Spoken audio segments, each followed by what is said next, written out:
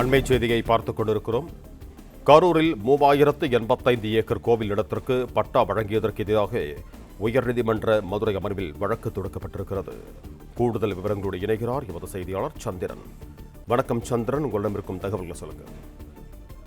வணக்கம். கரூர் கோவில் நிலங்களை பட்டா செய்யலாம் என பிறப்பித்த அரசாணைக்கு தடை விதிக்கோரி இந்த மதுரை அமர்வில் அவசர வழக்காக விசாரிக்க முறையீடு செய்யப்பட்டது. வழக்கை நாளை பட்டியலிட இது மதுரை அமர்வு கூறியுள்ளது. சுமார் 25,000 கோடி ரூபாய் மதிப்புள்ள கோவில் நிலத்தை பத்திரப்பதிவு செய்த தடை நீக்கி தமிழக அரசு ஆணை பிறப்பித்தது.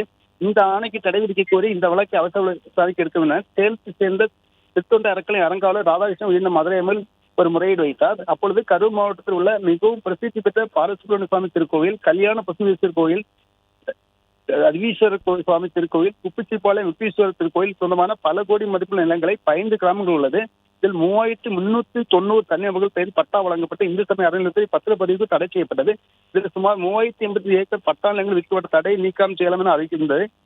இதில் மதுரை அமர் நீதிபதிகள் கார்த்திகேயன் சக்திவேலு அமரும் முன்பாக இதற்கு தடை விதிக்கும் என முறையிட்டார். அந்த முறையீட்டை ஏற்றுக்கொண்ட நீதிபதிகள் இந்த வழக்கை மனுவாக தாக்கல் செய்த நாளை விசாரணைக்கு எடுப்பதாக கூறியுள்ளனர்.